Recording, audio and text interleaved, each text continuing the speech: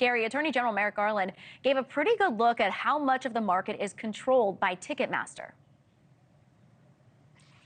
He did. And look, I think that there's an opportunity here when you think of Ticketmaster and the negative nature of service fees, et cetera. But this isn't really about the minutia of Ticketmaster service fees. It's not really about the margins of Live Nation's concert promotion, really, or their mega roster of their artist management company. This is really about innovation.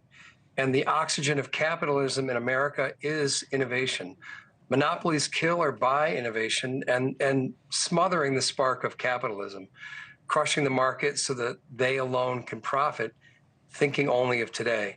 I mean, ask yourself why ticketing is one of the few industries whose experience has not been enhanced by the birth of the internet, really due to this lack of innovation. Healthcare, agriculture, transportation, financial have all blossomed in the age of the internet.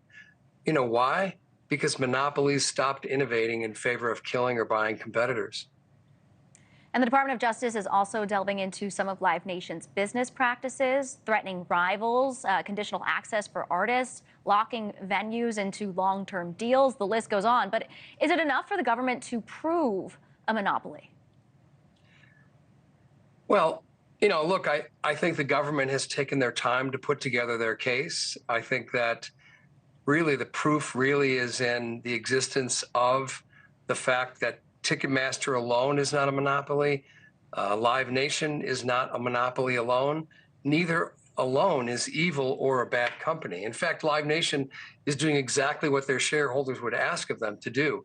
They're completely dominating the industry.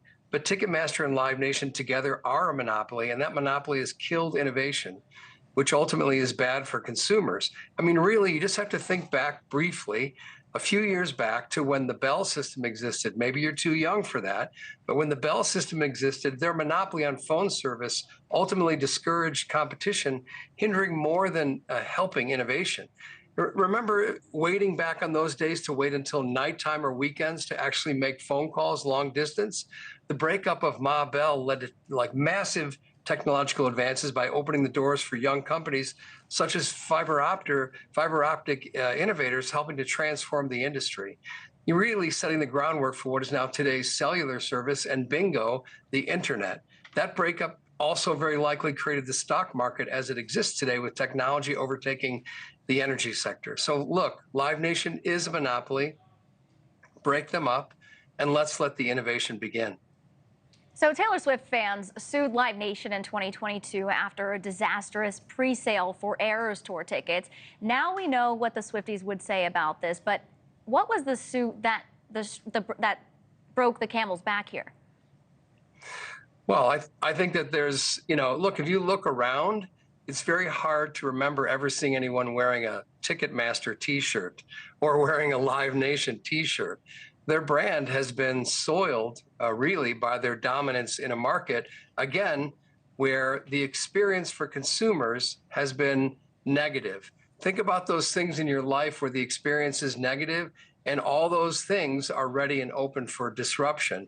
The concert ticketing system, the concert promotion system has not been changed for quite some time. It's ready for innovation. And remember, monopolies kill innovation. So I do think the Swifties were right in this case. Let's innovate. So concert fans around the country celebrated when they heard this news, and they have good reason to. Let's look at ticket prices over the past few years. The average price rising from $92 in 2019 to $123 today, a 33% increase. If Live Nation gets broken up, are we going to see ticket prices fall? Well, look, that's ultimately the measure that the government uses, is whether or not the impact of this organization is a monopoly in a way where it's causing pain for the customers relative to ticket prices. And the question is, you know, would be asked, are ticket prices increasing faster than inflation is increasing? You've just proven that through your statistics. I mean, ultimately, when one company doesn't control everything, it opens up the free market. Again, I use my Bell system as an example. We used to wait until the nighttime to make a phone call because it was too expensive. Now you simply pick up your cell phone, make a phone call any time of the day, anywhere in the world, and it's the same price. So yes, of course, innovation creates a customer's paradise where prices come down and innovation rules. Hey, thank you for watching. Please go to newsnationnow.com, newsnationnow.com, and you can find News Nation on your television provider. And don't forget to click the red subscribe button down below. Then you will get more of News Nation's fact-driven coverage.